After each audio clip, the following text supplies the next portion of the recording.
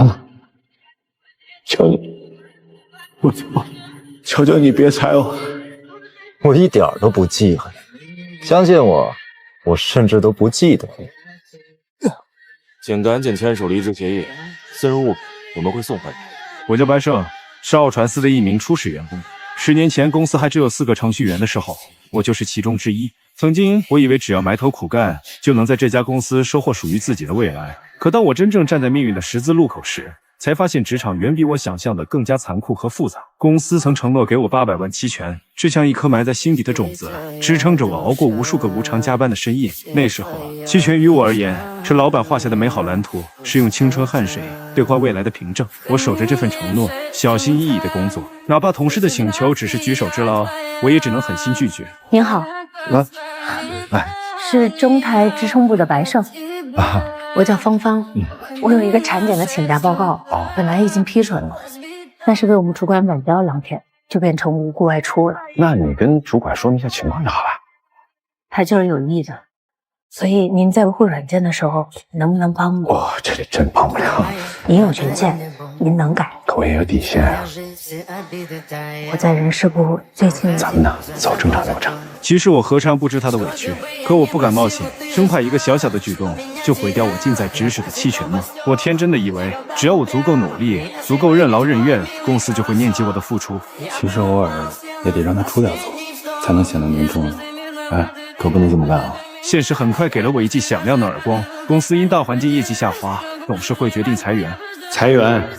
当我看到共事6年的同事被保安粗暴地赶出去时，那种恐惧像毒蛇一样紧紧缠住我。为了保住自己的工作，我开始动摇自己的底线。在一次维护服务器时，我偷偷修改了人事部芳芳的考勤。那一刻，我心里充满了不安和恐惧，感觉自己好像打开了潘多拉的盒子，不知道未来会发生什么。之后的日子，我每天都生活在裁员的阴影下。我拼了命的加班，用牛奶稀释咖啡的苦涩来驱赶困意，以为这样就能证明自己的价值，让公司看到我的不可或缺。然而，我还是收到了裁员通告。根据优化部裁员相关规定，你有义务配合我们工作。你部门里谁是白胜？他们以不符合公司新标准为由，要将我开除。我愤怒地跟他们理论：你看公司头几年的时候，我都能拿到那 MVP 的奖状，但你现在已经不符合标准了。我为了公司放弃了多少我的标准？当牛做马，我抱怨过吗？你们搞个破评估，我他妈就不符合标准了。然而我的愤怒在他们眼中不过是跳梁小丑的表演。他们冷漠地让我签署离职协议，仿佛我只是一个无关紧要的过客。我不甘心就这样失去一切，从期权里拿出50万试图通融，换来的却是内部行贿的罪名。我以为是钱不够，又加到了100万，依然无济于事。我去找负责裁员的张健，那个曾经的老同学，如今却高高在上，对我不屑一顾。我甚至不惜下跪求他让我在公司再待够100天，拿到那800万期权。他一脚油门扬长而去，将我彻底推入绝望的深渊。那一刻，天空落下的雨水，就像我破碎的期权梦，化作千万个玻璃碎片，狠狠地砸在我的脸上。父亲的债主郝大哥找到我时，我正处于人生的最低谷。公司赔偿的11个月工资，在父亲留下的100万债务面前，不过是杯水车薪。我提出联合被裁员工起诉公司，郝大哥却给我泼了一盆冷水。他用自己的亲身经历告诉我，非过错性解除劳动合同，集体诉讼很难成功，搞不好还会倒霉。这么懂啊？年轻的时候路走歪了，进去以后认真学习，我终于明白了，熟练地掌握8个字，才能拥有人生道路上的成功秘诀。知法、懂法、守法、用法。郝大哥逼迫我签署入职协议偿还债务，我誓死不从，因为我想到了一个或许能拿回期权的办法。我谎称自己掌握了公司需要的最新技术，利用大公司审批流程繁琐、各部门互相推诿的特点，申请解除竞业协议，然后故意出现在对手公司的酒店，制造要和对方合作的假象。这一系列操作成功引起了高管层的注意。昨天你的酒会是不是有我们公司的人去了？有，还不止一个呢。太肆无忌惮了！华穗别想拿走我们任何东西。白胜到底有什么？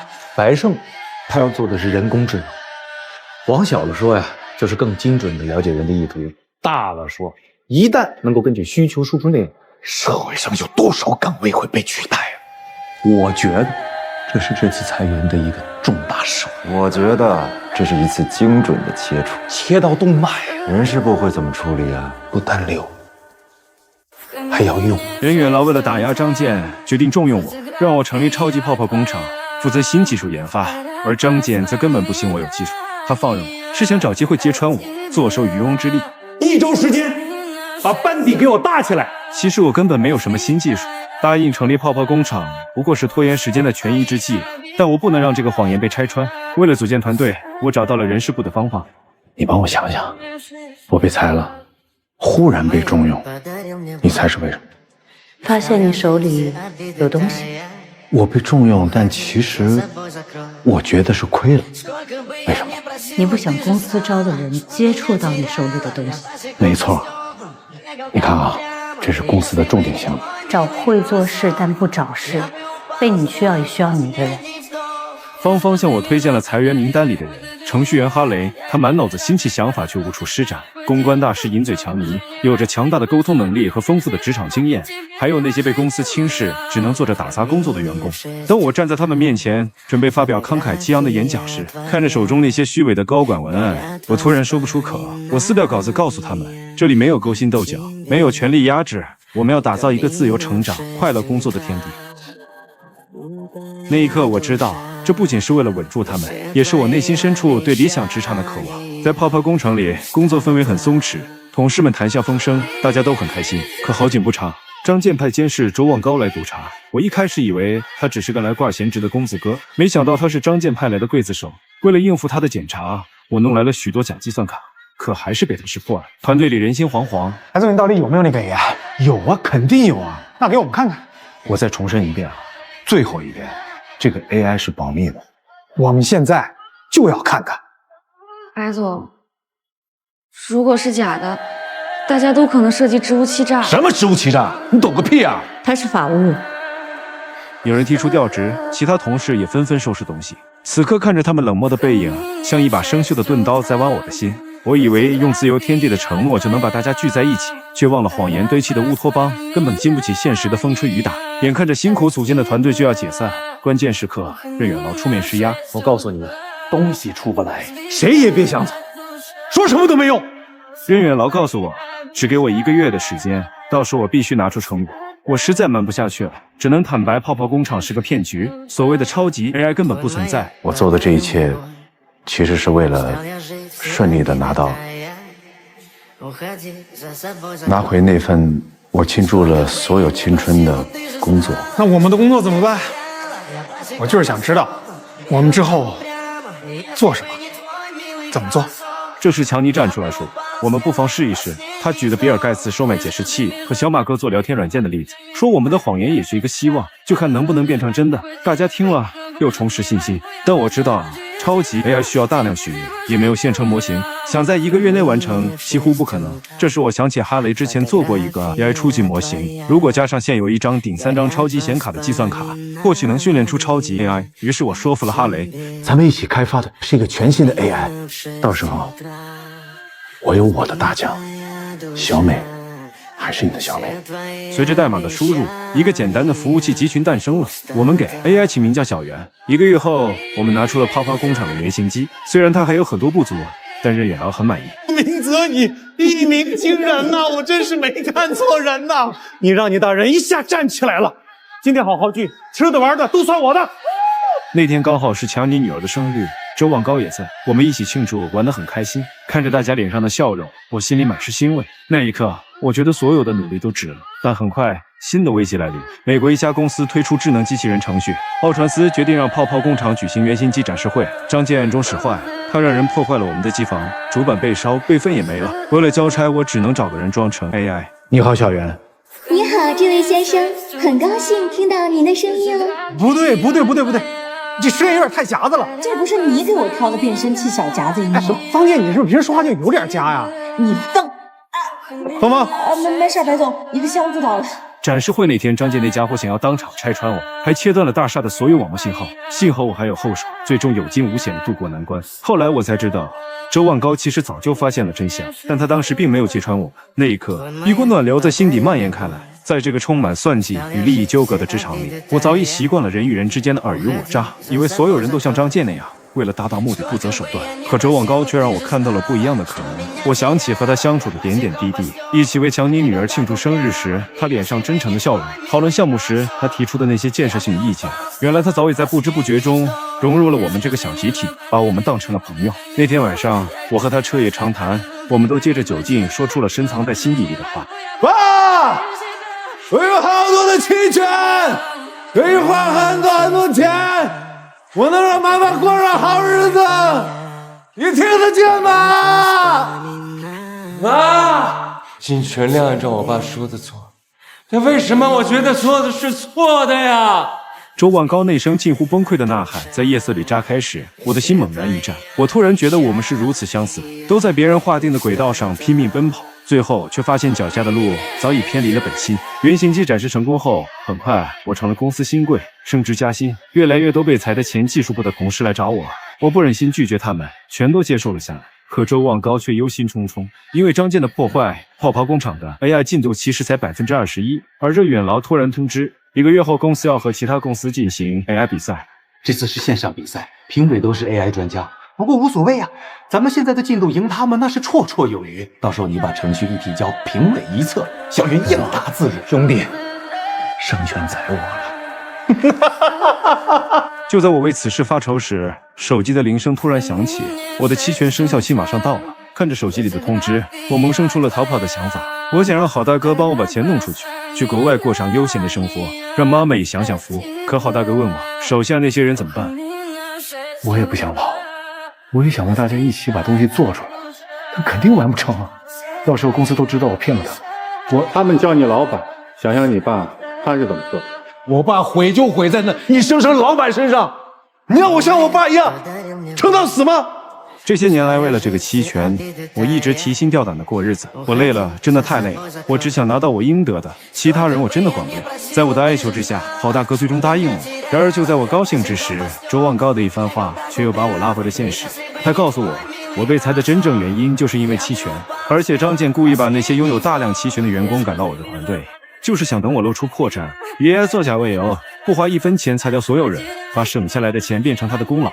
张健还威胁我，让我把泡泡工厂的股权无偿转让给公司，否则不仅拿不到期权，还要坐牢，团队的人也会受牵连。我陷入了两难境地，我既想保住期权，又不想出卖团队。可世上没有两全其美的事，最终我还是选择了期权。看着团队成员失望的眼神，我心如刀绞。我衣锦还乡，却感受不到丝毫喜悦。邻居们的热情在我眼中显得那么虚伪，因为我想起了父亲出事时他们的冷漠和逃避。我在母亲面前指责那些邻居，可却发现我现在和他们也没什么两样。一起扛很难吗？难吗？那一刻，我突然觉得自己好像赢了，可又好像失去了所有。我不甘心就这样认输，于是找到任远劳，决定用800万期权做赌注，再拼一次。再相信我一次行不行？你有什么筹码？让我再相信你，800万期权够不够？任远劳说服了董事会，重新聘我为主管，让我代表公司参加 AI 竞赛。谁同意的？徐总不点头，谁有权签这个字？董事长兼 CEO 王天润够不够？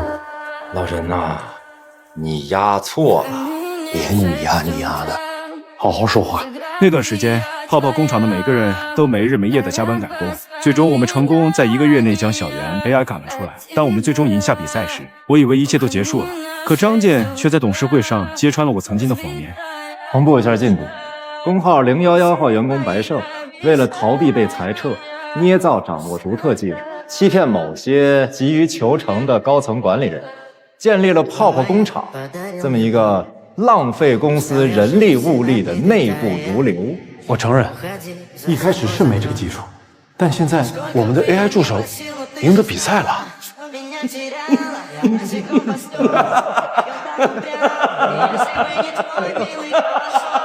整个一傻子。白胜，你们做的那个 AI 助手就是个半成品，根本无法接受高强度测试。是董事长为了公司的面子，动用了不少人呐，才把你们给点成了状元。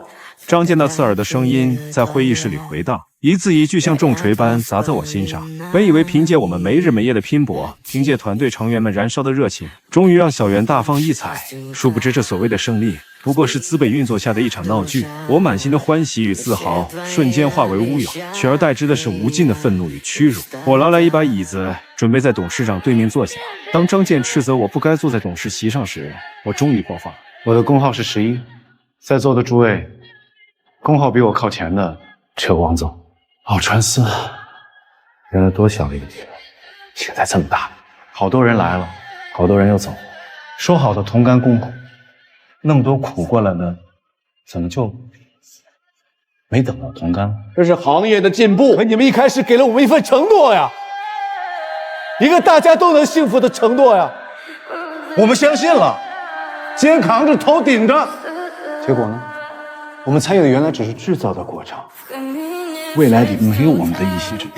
然而我的这一番话并没有起到作用，董事们纷纷推卸责任，说从未授权或者暗示过让张健裁掉高期权员工。张健，我有没有授意，或者说，我有没有暗示你要裁掉公司的高期权的员工？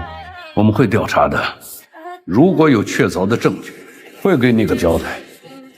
原来你也只是个交代。董事们说要对我之前造假的行为进行处罚。这时，董事长王天任打开了会议室的屏幕，上面是公司的股票走势图。原本因业绩下滑而萎靡不振的股价，在小圆 AI 竞赛夺冠的消息传出后，如同火箭般直线蹿升。董事们纷纷喜笑颜开。为了不影响股价，王天任提议取消裁员计划，董事们全票通过。资本的嘴脸在这一刻暴露无遗，他们可以因为泡泡工厂给公司带来效益就取消裁员，可以因为小圆是半成品但能靠故事赚钱，就对我的过去既往不咎。这一切都是您计划好的吗？不重要，重要的是公司需要这场胜利。张健做的一切，你都知道，知不知道又能怎么样呢？公司越来越大，我也就仅仅是这其中的一部分了。我也要找好我的位置，保持立足的平衡，才能实现我曾经的承诺啊！我将带领你们赢得一切和代价的。王天任告诉我，我的期权可以兑现，而且还有新的期权，但泡泡工厂要交给公司。我知道，在资本的棋局里，我不过是一颗棋子，他们随时可以利用我，也随时可以抛弃我。但这次，我不会再任人摆布。拿到期权后，我一纸诉状告了公司。我清楚这场官司意味着什么，我可能会失去现有的一切，甚至面临更严峻的法律风险。但我觉得有些事情总需要有人站出来去做，哪怕结局是粉身碎骨。后来我打赢了官司，为上百名员工争取到了应有的赔偿。张健也被奥传斯开除之后，我买下商标，重新建立泡泡工厂，将所有期权投入其中。我不知道未来会怎样，也许我会成为下一个被资本同化的人，也许我能打破这个循环，创造一个不一样的职场。但无论如何，我都不会忘记这段充满挣扎与觉醒的历程，不会忘记那些在困境中给予我力量的人，因为我知道真正的胜券从来不在资本手中，而在每一个坚守本心、敢于抗争的灵魂之中。